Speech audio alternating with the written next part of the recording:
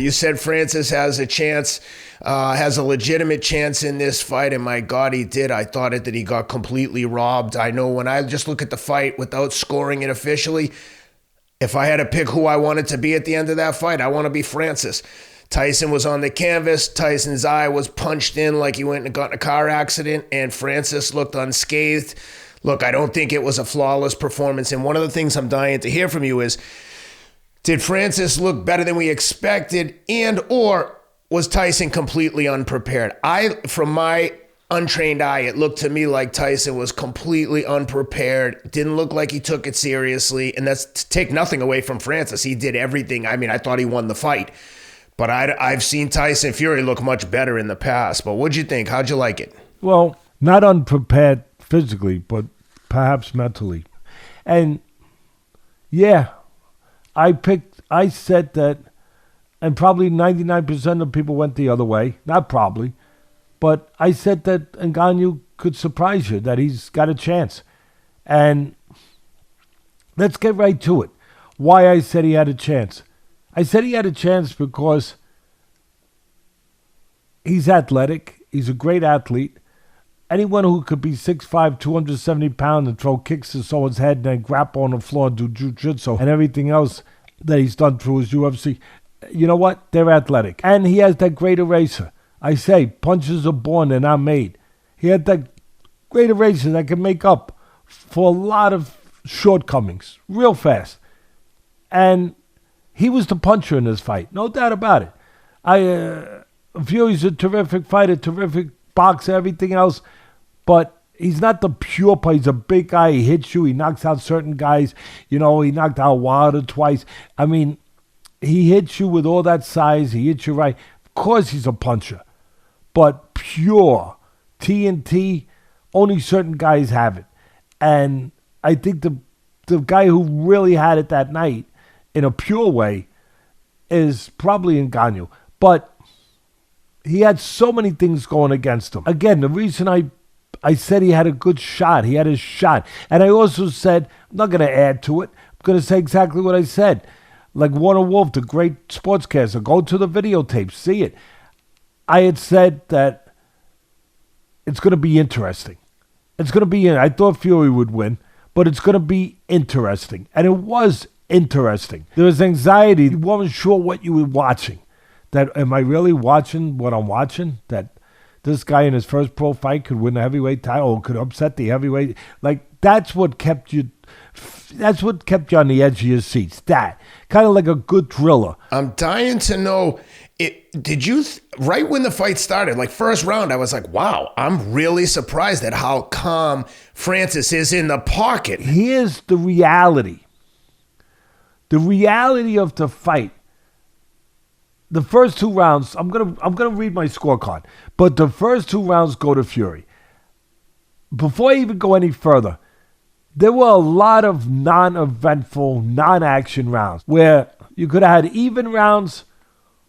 It wasn't the easiest to score, but I scored them. But there were a lot of nothing rounds, quiet rounds, where either side there wasn't a lot going on. Just not rounds where you could steal. And I'll tell you, Tyson Fury was experienced in his height, his reach, and his control on the outside. And he was in the right place, controlling the outside with his reach advantage, his height advantage, his long arms, his jab. He fought it in the right geography, the right dimensions. And there were rounds he could just steal. People said Sugar Ray Leonard, the great Sugar Ray Leonard, stole rounds from Marvin Hagler in the end of rounds to win that fight or to get that. Well, Fury stole rounds. That doesn't mean he didn't earn them. I mean, he didn't go and, when the lights were off and go and take them. That's a term we use. And he stole. He out-hustled them. He just got the attention of the judges enough to make a non-eventful round his round. He stole them. And so there was a lot of those rounds. There was a lot of rounds, quite frankly, there was a lot of posturing, a lot of feinting, a lot of half jabs, but not a lot of real punching or real concrete action or damage. Now, damage, I'll stay on that. The damage was done in this fight by Ngannou. The more damaging punches was done by Ngannou. But it was only in a couple rounds. Really the third and the eighth. But no doubt about that. But the volume was controlled by Fury. No doubt about that. And Fury landed some good right hands, decent right hands too. But he won more rounds. He was able to, again, a lot of people, there's a phenomena going on here.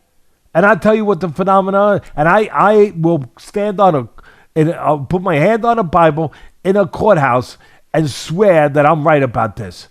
And there's going to be people you're not going to convince because they made up their mind. They don't know what they don't know. They made up their minds. Their love is there. I get it. They saw what they saw. They want to believe it. You ain't going to change them. But give yourself a chance to listen to this. Here's the phenomena. When the unexpected happens at a large level, like this was, where nobody gave this guy a chance, it is human nature when the guy's more competitive than anyone thought he would be, and he was. It's human nature to think that person won. Bang! It's human nature to kind of fill in the gaps. To fill in the gaps where what you didn't see, you think you saw. Yeah, what you didn't see, you think you saw because he dropped him. He was competitive. He wasn't sloppy. He had a good jab. He had good technique. He was calm. To your word, he was patient. He was in control. He was confident. So you fill in all the gaps of what wasn't happening. He won. He did all the things because he did the unexpected. Because just that part of it fills in the gaps that really weren't filled by punches, but they're filled by your imagination. They're filled by the rest of you taking it the rest of the way, where you say, "Oh, he went the distance. He was supposed to get knocked out. He dropped him. He landed. He used a beautiful jab. He wasn't sloppy. He won." And not so fast, friends. And listen, I never have a dog in a fight. And if I did, it wouldn't matter because I'd be professional, but I don't have a dog in a fight. I'm telling you from my experience, I had to, and it's always full disclosure with you, full transparency. When that fight ended, I didn't know who won. Okay? Yeah, I said it. I didn't know who won. I didn't know if it was a draw. It was really close. I didn't know. I didn't know if Ngannou won. Again, I don't have to tell you. I hope you know I'm honest about those things. My reputation is more important to me than a moment. Than a moment going along to get along. I mean, it's made me lose jobs. It's made me lose jobs. But it's going to stay important because it's all I really have. And my family's love. And respect from the fans out there that came up to me, that you guys don't know how much it means to me and Ken. Ken, they came up, they listened to our show. I can't, Saudi Arabia, and they're coming up to me saying, "We love your podcast. We love Ken. We love you. We love the guy." And one after another. And at the dinner, fighters, trainers coming up to me say, "Teddy, we love the podcast." And it was one consistent thing that they said. One consistent thing. Because you tell the truth. Because you're not afraid to rock the boat.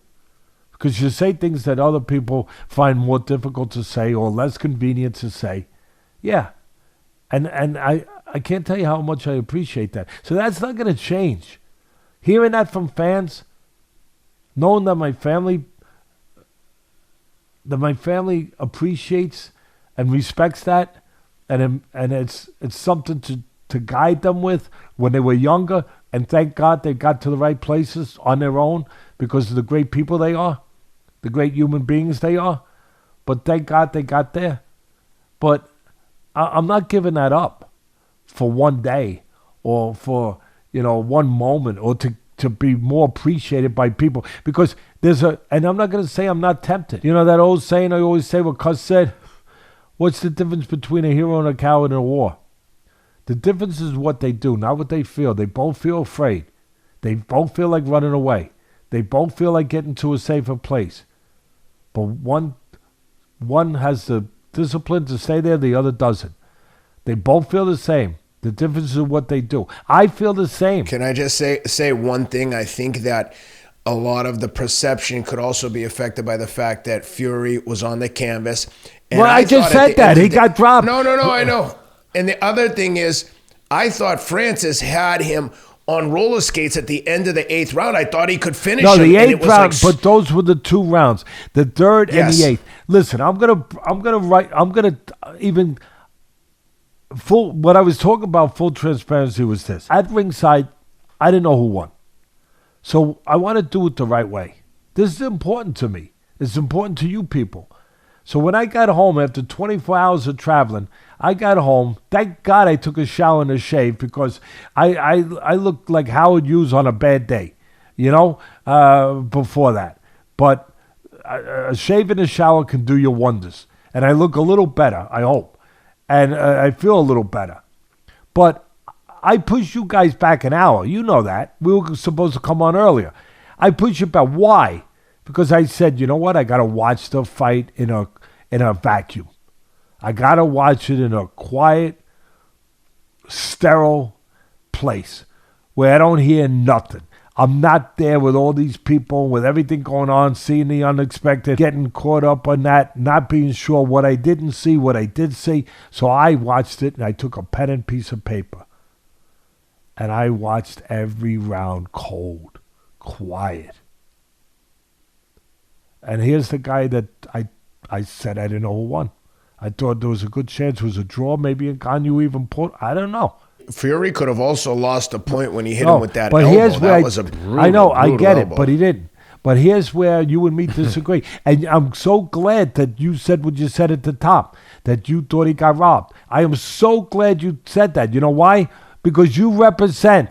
Yeah, but I don't know if I would say it was a robbery. Well, whatever. I just thought you thought Francis he won. won. But the reason I'm glad you said that, you came off the top. I let you go. You came off the top, said, and Ngannou won that fight. Because you represent what a lot of people thought. Because you saw what your heart told you. But anyway, I'm going to put my glasses on.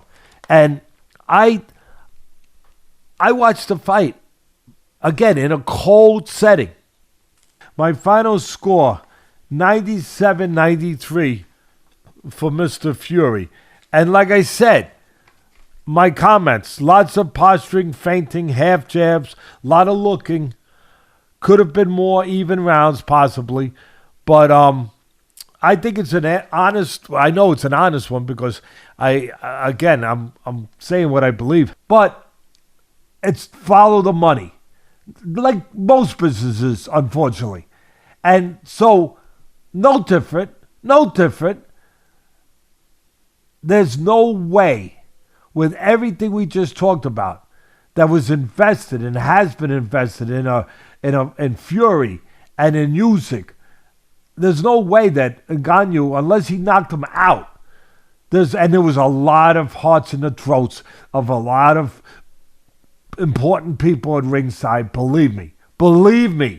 They were like, oh my, funny. Like, it's oh so my funny God. to think about how much he disrupted the apple cart. Yeah, I feel bad for Ken. Usyk, but he's got to be licking his chops thinking, you come in with that game plan against me, you're going to get knocked out. Well, he's not going to be the same. He's going to be back. No. But here's the look. I'm going to cover every area, every element that people out there are thinking about, every element. But that felt set up. And there's no doubt, I'm saying it again, that he wasn't getting a decision there. But they didn't have to rob him because he legitimately won it. See, that's the thing, that when it was close like that and they gave you that drama and the pause and the first score going out to Ngannou, everyone said, see, I'm right. He did win. He won. And they just don't want to give it to him. No. Legitimately, he won. He won in his effort. He won in his performance. But he didn't do enough to win on the scorecards. He did more damage. He put more hurt, if you want to say it that way, on him than he put on him. on Fury that he put on Ngannou, but he didn't win more rounds.